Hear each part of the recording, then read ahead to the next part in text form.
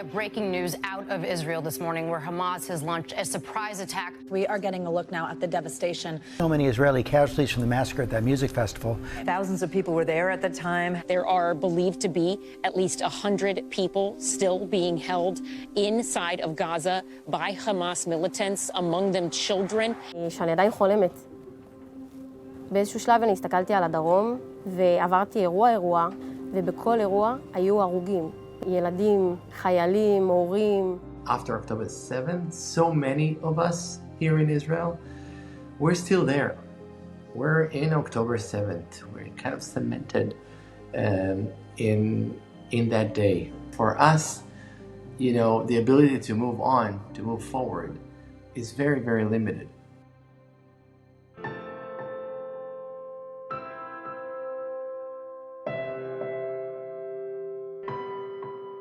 Immediately, we opened an emergency fund and donations started pouring in. We raised $22 million, and I'm just so proud of how quickly the community came together to really help our brothers and sisters in Israel meet their most basic emergency and urgent humanitarian needs as a result of the attack.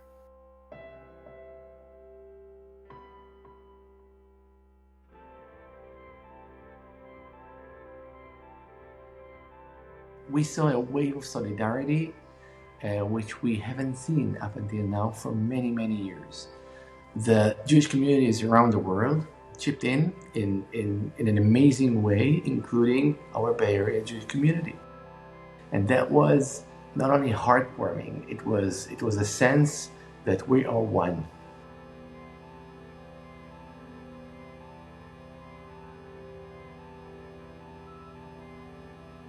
To give an example of one organization that actually took their major work and major specialty and adapted it in order to address current challenges is an organization called in Hebrew Agal Sheli, My Wave.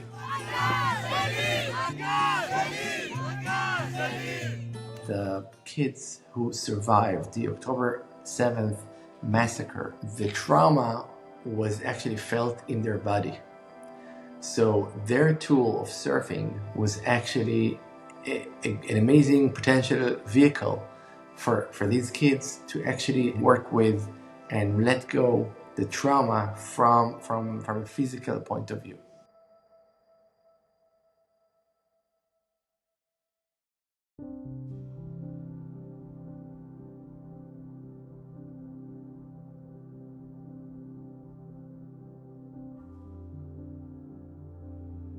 As there has been a steady increase in anti-Semitism, including acts of anti-Semitism right here in our own backyards, I think it's just been an opportunity for us to come together to think about how we can address these issues.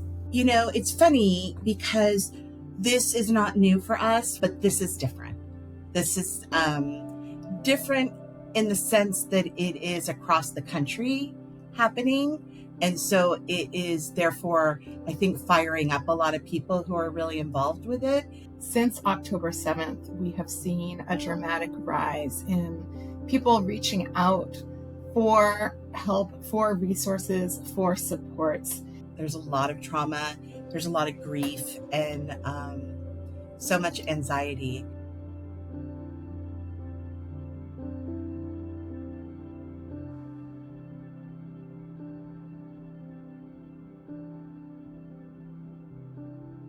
We receive funds from the Federation through a variety of sources that support all of our work within the Jewish community. What we were able to do in the beginning was to pull together very quickly lots of support groups for people to be able to have conversations, sit together so that they felt like they had a safe space to talk.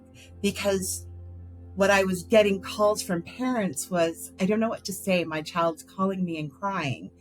And I would tell parents, listen, cry with them. We don't have answers. This is a really unprecedented experience we are all going through. And I think that so much for teens and young people to be able to hear, I don't have an answer either, but I'm not going anywhere, is really powerful.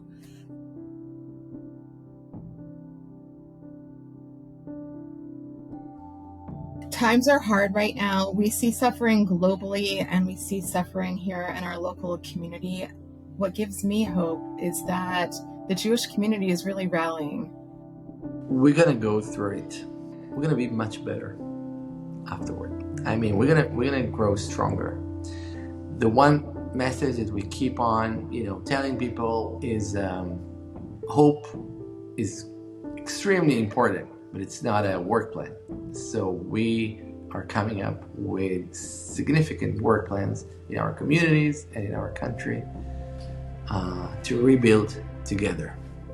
We've been delighted to work with so many donors who want to do good work in Israel, whether it's by making a gift to the emergency fund, doing something to combat anti-Semitism locally, or even an impact investment, the opportunity to help small businesses that really need our help in Israel right now.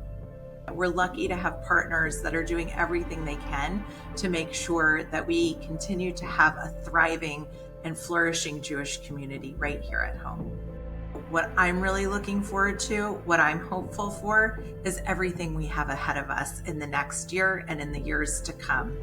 I think the most important thing we can do at Federation right now is make sure that we're building an institution that will meet the needs of a next generation now and into the future.